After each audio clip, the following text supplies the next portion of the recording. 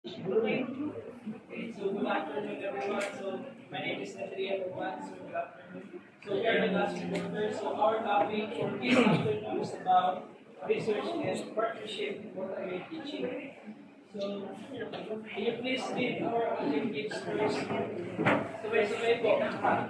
To examine the role of research in identifying effective strategies and addressing challenges in multi-grade teaching. To highlight the importance of partnerships among teachers, parents, communities, and government in supporting multi-grade classrooms. To provide insights and recommendations that can enhance the quality of education in multi-grade settings. So now, ibasa na po ulit ang introduction. Multi-grade teaching is an instructional setup where a single teacher handles learners of different grade levels in one classroom. This is common in rural and remote areas where resources and teachers are limited. To address the challenges, continuous research and strong partnerships between schools, communities, and stakeholders are necessary. So thank you everyone. So when we say multi-grade teaching, this means one teacher teaches different grade levels in one classroom. So as we all know, this is usually happens in particular areas, tama ba? Okay. So kaya nga yung mga teachers na na-assign doon na part within that community sa far-flung area, it is very hard for them to teach when they teach because of limited resources, heavy workload, and weak support. So hindi gaano nasusuportahan ng government yung pangangailangan ng school within that community. So unable to resolve that problem. That's why continuous research and strong partnership between schools, communities, and stakeholders ay kinakailangan para matustusan yung pangangailangan ng isang multi-grade classroom. So, na-guess lang. Okay. So, we have here research in multi-grade teaching. So, sino gusto ko basa?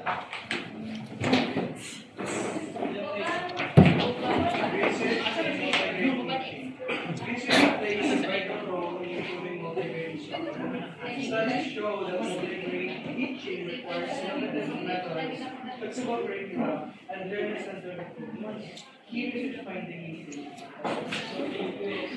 So research plays a vital role in improving the multi-grade instruction. So when we say research, sa Tagalog pa is pananalistic or the systematic investigation. So this study shows that multi-grade teaching can work well if the teacher uses this following. So first we have innovative method. So when we say innovative method, is new ways of teaching. Kung ano yung ginagamit ng mga teachers na strategies para magturo sa mga bata. And second, we have flexible curricula. When we say flexible curricula naman is, ito yung mga lessons that can be adjusted to different grade levels na magiging applicable para sa kanila. And last is learner-centered approaches. So, very familiar naman sa learner-centered. When we say learner-centered, it's focusing on what students need to learn. So, they are key research findings na ating pag-uusapan ngayon. And first, we have the learning outcomes. So, sino gusto magpasa ng first bullet? So, Jimmy.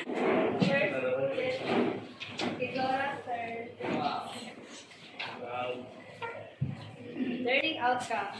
Research indicates that with proper strategies, multi-grade learners can achieve results comparable to monograde students. So the multi-grade as well can achieve the same result, or they can learn also if the teacher uses the proper strategies. So when we say proper strategies is right strategies na ginagamit ng mga teachers sa pagtuturo. So ayun nga, kahit nga different grade levels kung nasa isang classroom, it's possible pa rin yung learning, makaka-learn pa rin yung mga bata if yung ginamit ni teachers na strategies is effective sa learning ng mga students. So, yes na everyone? Yes. So, next,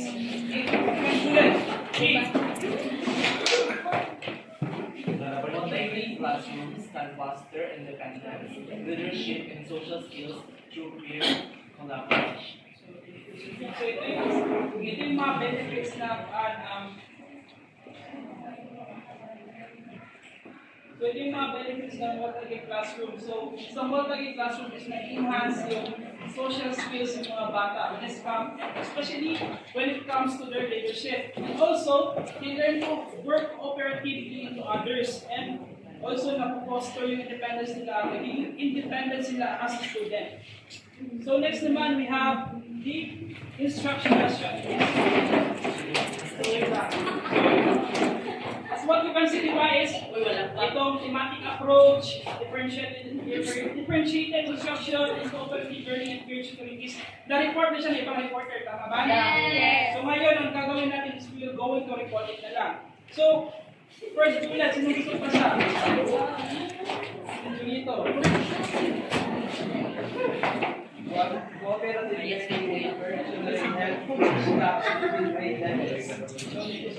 So, when we say cooperative learning and peer tutoring, so dito is the students learn by helping and teaching each other. So, buhat pa sa both, when, kung nagtutulungan yung mga bata, is natututo yung isa't isa, tama man? Yes. Okay, so, second bullet, thematic and modular. So, may type 1. Generals. Second bullet po. Bunyog, sir. Thematic and modular approaches allow teachers to handle varied competencies simultaneously. So, ngayon, sino yung may idea about thematic approach naman?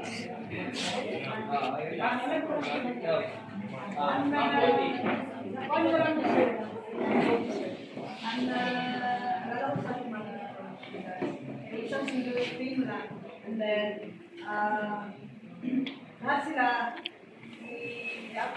yun ang lesson nila, sunod team lang, pero different level of, discipline, kumbaga sa iba grade 1, iba yung gagawin nila, and then grade 2 pa rin sila, yung nila.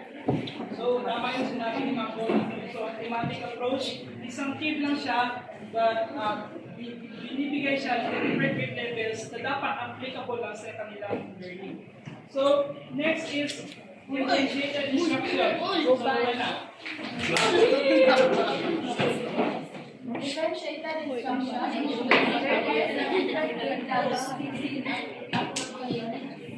So, ngayon, sa naman may idea sa differentiated instruction. So, Differentiated instructions, ito yung instructions na ginabigay ko sa students differentiated. The first one sila, kumbaga sa students, merong smart na student, merong moderate and student, merong sluggish. So, kapag gusto sila i-help na mag-grow, syempre, ibigyan natin ng differentiated instruction.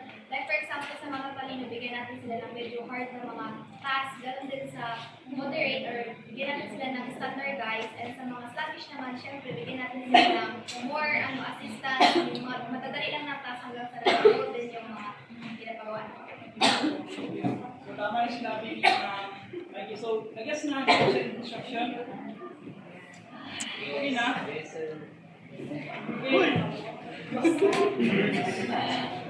So, ayun naman, so these are the challenges na nakaharap ng mga teachers na assigned to that community sa Marclang area. So, first, sumunod siya. Ay, nako!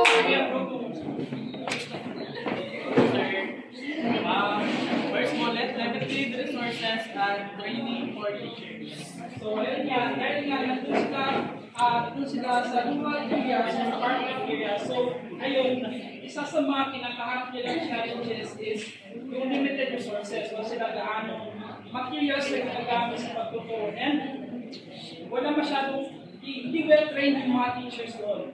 And second bullet naman. Sir, not sir. Heavy workload due to multiple grade levels. So, thank you, ma'am. So, dahil nga, 2 or more yung grade level na hinahamil ng isang teacher within that classroom. So, every person due to multiple grade level. So, nahihirapan yung mga teachers na turuan sabay-sabay yung mga students. So, lastly, si person. person, sir. Si Uday. Social support from community and policymakers. So, ayun nga. Sometimes the policy makers in the communities and the government hindi nila masyadong nasusuportahan yung school ng Monterey classroom. So, ayun nga, hindi ko na siya i-further explain is because kaya i-explain ni Ma'am Uday kung paano siya i-resolve. So, that's the part. Okay, good afternoon everyone. Good afternoon, sir.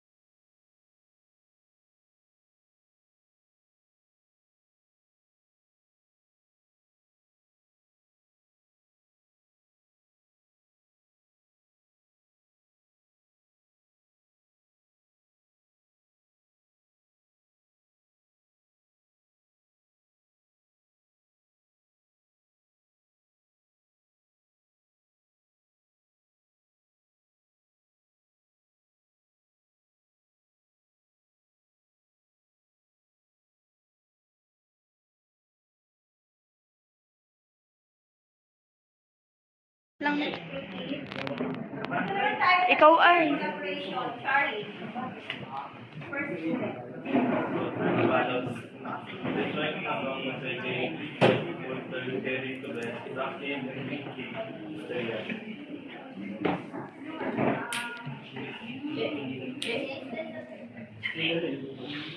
First student. Motivate teachers. Ito yung halimbawa pag ang isang teacher may titigan siya sa ibang paaralan, nagpapalitan sila ng mga flashcards, mga lesson plan nila, yung daily lesson plan nila para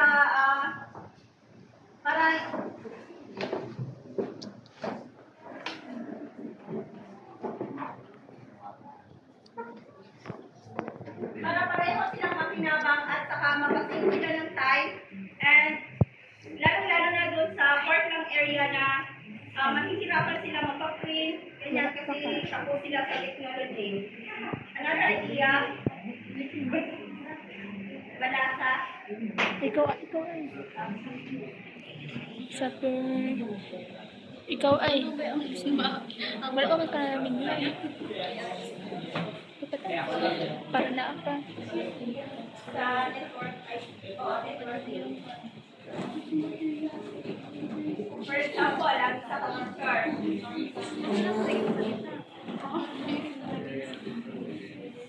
Okay, so second bullet. Charita. So, peer mentoring and professional learning will involve present teacher competence. Dito naman sa peer mentoring, halimbawa si Sir Ariel or Sir Rex Plagado, sila kumbaga mga veterano na sila sa pagtuturo. Pwede silang magbahagi ng kanilang mga karanasan o di kaya pwede silang magbahagi ng kanilang mga learnings para sa mga baguhan na teachers.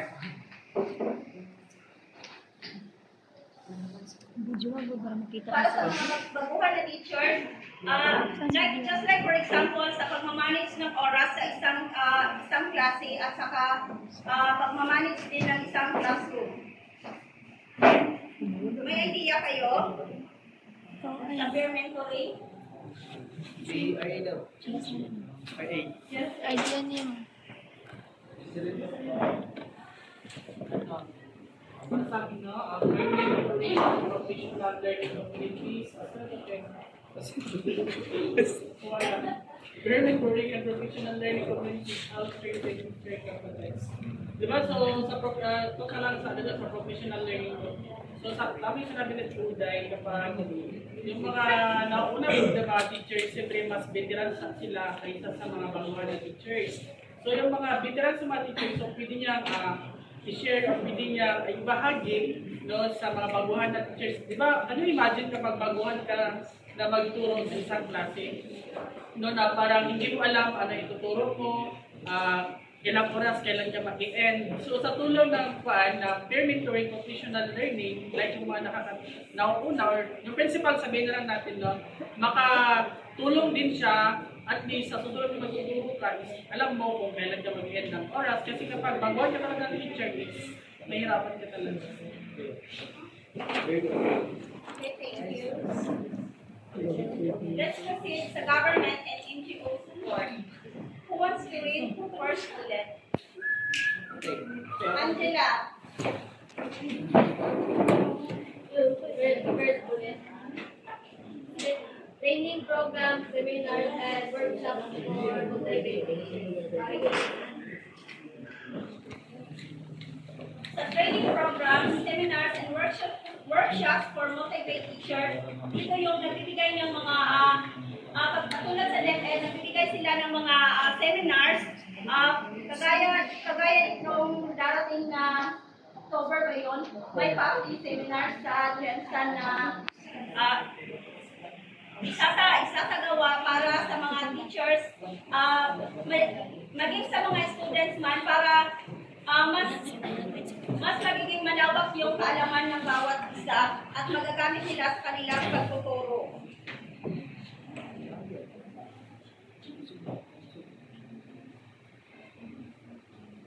At saka yung mga seminars na pagsasagawa ng DepEd ng mga seminars para sa mga teachers na halimbawa may bago na namang darating na curriculum or di kaya yung sa paggawa ng mga lesson planning.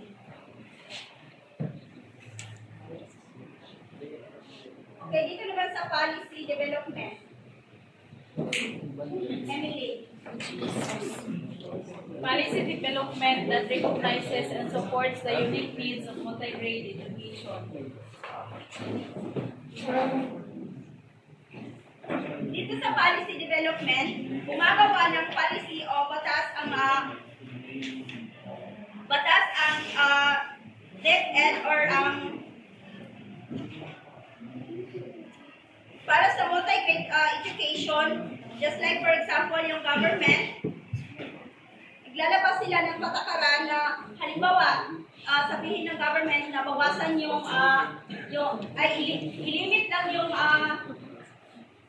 dami ng estudyante sa isang classroom para magiging effective yung teaching at saka madali lang matuto yung kanilang mga estudyante.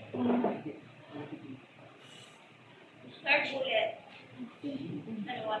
National. National provision data. Provision of instructional materials and documental assistance. Thank you, sir.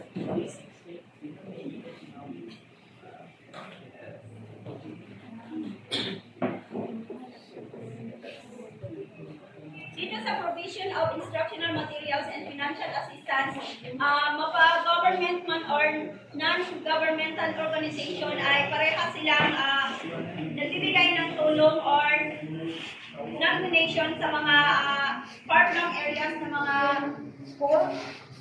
Katulad na lang ng may bahagi ko na lang yung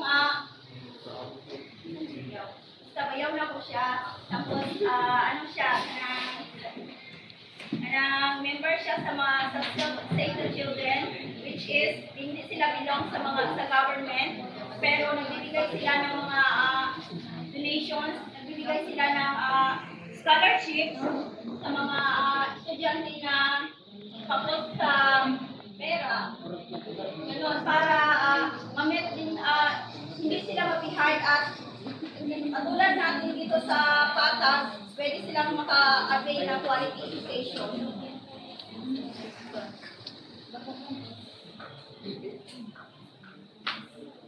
And conclusion, Sir Oman, please.